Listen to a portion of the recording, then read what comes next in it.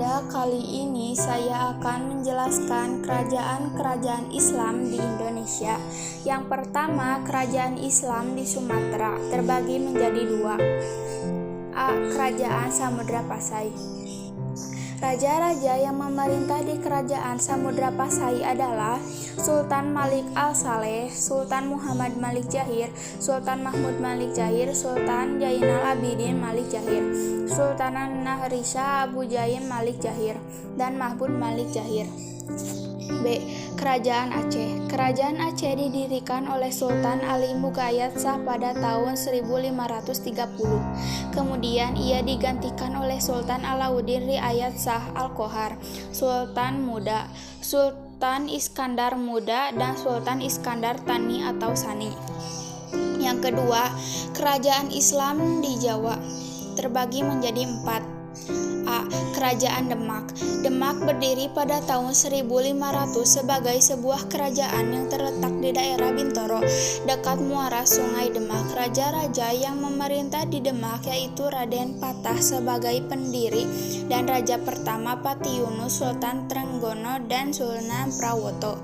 B. Kerajaan Mataram Islam. Mataram berdiri pada tahun 1586 dengan raja pertamanya Sutawijaya yang bergerak penembahan Senopati setelah ia wafat pada tahun 1601. Dimakamkan di Kota Gede, Yogyakarta. Pemerintahan dilanjutkan putranya yang bernama Mas Jolang atau Raden Mas Rangsang.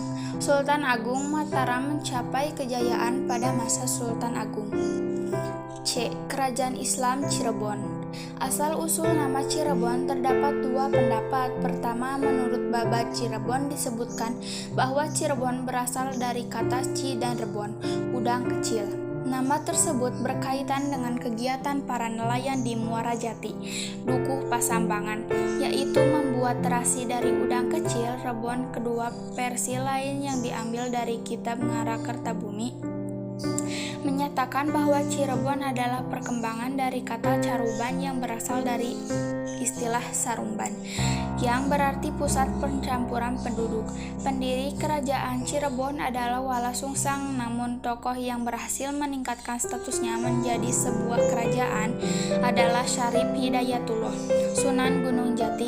Ia merupakan keponakan sekaligus menggantikan Pangeran Cakrabuana sebagai penguasa Cirebon. Dialah pendiri dinasti Raja-Raja Cirebon dan kemudian juga Banten. Sepeninggal Fathahilah karena tidak ada calon lain yang layak menjadi raja, tahta kerajaan jatuh kepada Pangeran Emas, yaitu putra tertua Pangeran Dipati Cirebon atau Cicit Sunan Gunung Jati. D. Kerajaan Islam Banten. Pada awalnya, kawasan Banten yang dikenal pula dengan sebutan Banten Girang merupakan bagian dari Kerajaan Sunda. Kedatangan pasukan Kerajaan Demak di bawah pimpinan Maulana Hasanuddin ke kawasan tersebut selain untuk memperluas wilayah juga sekaligus menyebarkan dakwah Islam. Contoh, Eropa setelah mengupah orang Eropa bekerja pada kerajaan Banten dalam mengamankan jalur pelayaran. Banten juga mengirimkan armada lautnya ke Sukadana atau kerajaan Tanjung Pura sekarang di Kalimantan Barat dan menaklukkannya pada tahun 1661. Yang ketiga, kerajaan Islam di Sulawesi. Kerajaan Islam yang terdapat di Sulawesi diantaranya Goa Talo, Makassar, Bon Wajo, dan Sopeng, serta Buton. Dari sekian banyak kerajaan itu, yang paling terkenal adalah Goa Talo. Pada awalnya di daerah Goa terdapat 9 komunitas yang dikenal dengan nama Bat Salapang. 9 bendera yaitu Tombolo, Lakiung, Parang-Parang, Bata, Agangjeng, Saumata, Bisai, Sero, dan Kalili, yang kemudian menjadi pusat kerajaan